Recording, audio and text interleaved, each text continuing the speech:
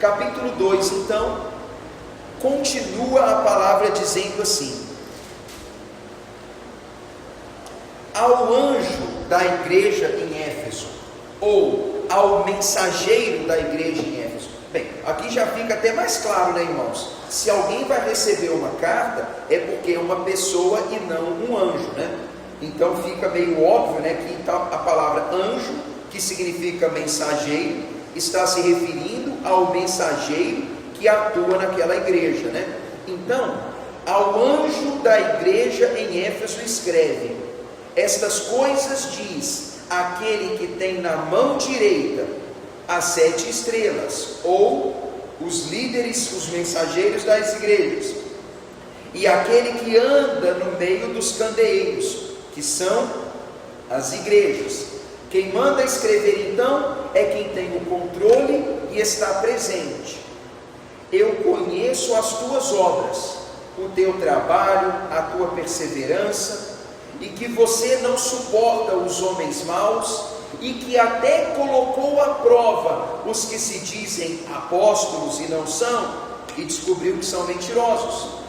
E você também tem perseverança, e suportou provas por amor do meu nome, e que você não enfraqueceu. Eu tenho, porém, contra ti, que você abandonou o teu primeiro amor. Lembra de onde caiu, se arrepende, volta a praticar as primeiras obras. Se não fizer isso, eu virei aqui, e eu moverei o teu candeeiro, ou eu vou arrancar a igreja, caso não se arrependa. Você tem, contudo, a teu favor o fato de odiar as obras dos nicolaítas, que é uma seita bagunçada e confusa, os quais também eu odeio. Olha que palavra dura, hein? Quem tem ouvidos, ouça o que o Espírito diz às igrejas. Ao vencedor, eu darei que se alimente da árvore da vida, que está no paraíso de Deus. Palavra interessante, irmãos. Olha lá que legal. O livro seria entregue nas igrejas. Quando o leitor estivesse lendo essa carta, imagina, igreja de Éfeso, nós somos aqui o povo de Éfeso, e eu sou quem está lendo a carta, e eu estou lendo aqui, pessoal, ó, atenção, Jesus mandou dizer o seguinte: quem manda dizer é aquele que tem o poder sobre os mensageiros, e eu sou aquele que anda no meio das igrejas. Eu conheço as tuas obras. Eu conheço as tuas obras. Eu sei tudo o que vocês fazem, tanto o teu trabalho quanto a tua perseverança. Eu sei que vocês têm horror de homens maus. Sei que vocês provaram aqueles que chegaram no meio de vocês dizendo assim: oh, eu sou apóstolo, acreditem em mim. Eu sei que vocês não aceitam esses homens e que vocês estão avaliando os que se dizem enviados e não são. Eu sei que vocês estão perseverando e que suportam muita coisa por causa do meu nome, e que vocês não estão desanimando. Opa, estamos indo bem, irmãos. Jesus mandou um recado bom. Vocês não acreditam em qualquer pessoa, vocês perseveram, vocês suportam o sofrimento, vocês assim estão indo muito bem. Jesus até disse: olha, vocês inclusive odeiam os nicolaítas, e eu odeio eles também. Nicolaítas, irmãos, provavelmente deve ser uma seita formada por um tal de Nicolau, que era uma seita que a gente chama de gnóstica, um povo que diz assim: tem um conhecimento superior, uma espiritualidade superior, algo assim mais evoluído, que no final das contas, irmãos, resulta em espiritualidade teoricamente superior, mas vida libertina. Naquele tempo, obras desse tipo e seitas desse tipo eram muito comuns. Homens que diziam: ei, tem um outro nível, não esse, me segue que você vai conhecer assim outro grau de espiritualidade.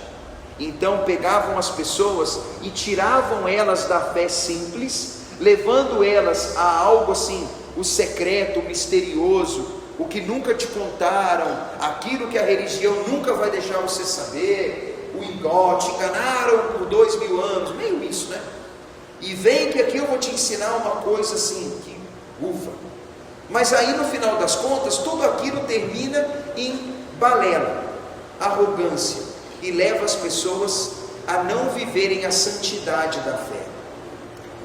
O povo de Éfeso odiava os nicolaítas, e Jesus mesmo disse: eu também odeio. Imagina Jesus falando assim: eu odeio tal coisa. Irmãos, é um soco mesmo assim, bem no nariz, né? Você fala: nossa, acho que quando os nicolaítas ouvissem essa palavra, aí falam: ó, Jesus mandou João escrever, eu odeio esse negócio. Eles devem ter pensado: opa, vou abandonar isso aqui o quanto antes, né? Então veja, o povo de Éfeso estava indo muito bem, perseverando, avaliando os líderes, rejeitando doutrinas falsas, suportando perseguição. Só que eles tinham um problema, irmãos. Eles tinham abandonado o primeiro amor, tinham abandonado as primeiras obras, tinham separado o coração deles daquele primeiro amor e quem sabe até do seu amado. Eles estavam se distanciando mesmo daquele início dedicado, onde o coração era todo do Cristo. Eles não estavam mais praticando as obras do início e já não estavam perseverando necessariamente naquele Senhor. Aparentemente, eles se tornaram bons em obras, eles se tornaram zelosos, provavelmente zelosos na sua religião, zelosos no seu sofrimento, zelosos em não aceitar qualquer pessoa, mas o coração deles, pelo que Jesus manda dizer, já não estava mais nele. Olha que coisa estranha.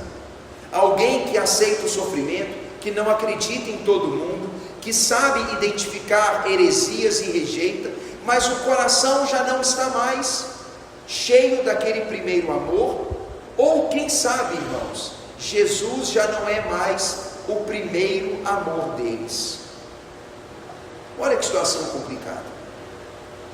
Pode ser um resumo de todo religioso, alguém que começa amando a Cristo mais que tudo, vivendo nele de todo o coração, mas que no decorrer do tempo se afasta de Jesus, mas não necessariamente se afasta da sua religião, que se transforma em cultura, hábito, estilo de vida, rotina e tudo mais.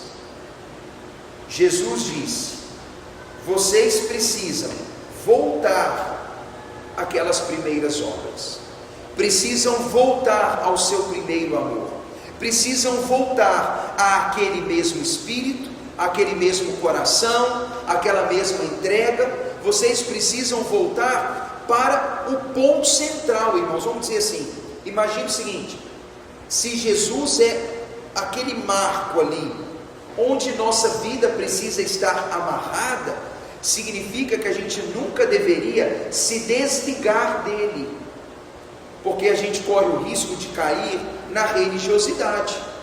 E você, por um acaso, tem dúvida de que é possível ser religioso sem Cristo? Totalmente. A religião cristã pode nem ter Cristo. Um cristão pode nem ter Cristo. Ele pode seguir qualquer outra coisa, mas não estar nele. Não estar nele, mas estar no seu hábito. Eu posso não ser dele, não ter vínculo com ele, não tê-lo em mim, e muito bem continuar andando por aí dizendo sou cristão, e ser dedicado, e morrer pela causa. É uma situação bastante séria. Jesus mandou dizer: lembra onde você caiu e arrepende. Ou seja, momento, tudo estava indo bem, mas teve um ponto em que eles tropeçaram. Houve um momento na trajetória daquela igreja, onde eles mudaram de posição, de atitude. Houve um ponto de queda, e Jesus faz um convite: vasculha o passado, olha para trás, vê aonde você caiu e retoma o caminho inicial. Essa é uma palavra interessante, que diz: visita o teu passado e vê onde você mudou, e quando você identificar onde houve a mudança, vai daquele ponto para trás novamente. Esse é o objetivo que Jesus Cristo tem. E Jesus mandou dizer: se você não fizer isso, sabe o que eu vou fazer? Eu vou arrancar essa igreja. Eu vou arrancar a igreja. Se vocês não voltarem atrás, eu vou arrancar a igreja. Olha que palavra dura, irmãos. Jesus dizendo: eu vou pegar essa igreja e eu vou arrancar ela. É um sinal de eu vou acabar com ela. Eu vou mover. Dá uma impressão de vou virar de cabeça para baixo, ou eu vou tirar. Jesus, no final das contas, Ele deseja, irmãos, que nós nunca percamos aquele coração inicial, aquele primeiro amor, aquela entrega, aquela dedicação. Eu acredito que quando nós conhecemos a Jesus Cristo, Ele se torna assim o grande amor da nossa vida. Enche o nosso coração de tal jeito que parece assim que uau, toma o nosso coração. Isso é ótimo, mas o tempo não pode fazer com que a gente entregue o nosso coração para outro, ou que a gente deixe de amá-lo, ou que a gente abandone aquele sentimento, aquela entrega que automaticamente vem com aquelas obras. Jesus diz: se vocês perseverarem, se vocês ouvirem, eu quero dizer que aquele que vence, aquele que suporta tudo, aquele que faz o que eu mando, eu vou dar a ele o direito de comer da árvore da vida, aquela que está no paraíso de Deus. Bem, olha que palavra interessante. A árvore da vida está falando sobre a eternidade, ou a vida eterna. Lembra lá no Gênesis, quando Adão e Eva tomaram do fruto do conhecimento? Eles adquiriram conhecimento e o que nós chamamos hoje de maldade. E depois Deus disse: vamos impedir que eles tenham acesso à árvore da vida, porque se eles comerem, eles viverão para sempre. A árvore da vida é um símbolo ou uma fonte de vida eterna. E Jesus então manda dizer, usando esse símbolo ou essa imagem conhecida, para dizer: aquele que perseverar viverá eternamente. Ele terá em si a vida eterna. E a palavra é essa, irmãos, para a igreja de Éfeso: se vocês fizerem o que eu mando, e se vocês voltarem atrás ao primeiro amor, e se vocês estiverem comigo, vocês serão vitoriosos, e a recompensa do vitorioso é a vida eterna. É uma boa palavra, não é, irmãos? Poxa, bem, eu não sei, né, o que os efésios sentiram quando ouviram a carta, né? Mas a leitura da carta deve ter sido bem confrontadora. Um parabéns pela perseverança, um parabéns por não ouvir falsos profetas, mas uma advertência: vocês estão indo muito bem, mas estão tropeçando em algo que é seríssimo. Vocês estão na religiosidade e não em mim. Olha que palavra dolorosa, irmãos. Bons religiosos, mas não estão em mim. Que nosso coração, irmãos, leve essa palavra. Porque eu não tenho dúvidas, irmãos, de que eu posso ser pastor sem Cristo, posso ser cristão sem Cristo, vocês podem ser cristãos sem Cristo, a gente pode reunir aqui toda semana sem Cristo, sem Ele ser amado por nós, sem Ele ser a razão de tudo isso. Há festas cristãs que são mera rotina e tradição. Pode ser que tem igrejas que se reúnem e Cristo está longe de lá, porque as pessoas não fazem isso por Ele. Começaram por Ele, mas caíram e agora não fazem mais por Ele. Jesus mandou dizer: volta atrás, se arrepende e volta a agir como agiram no princípio.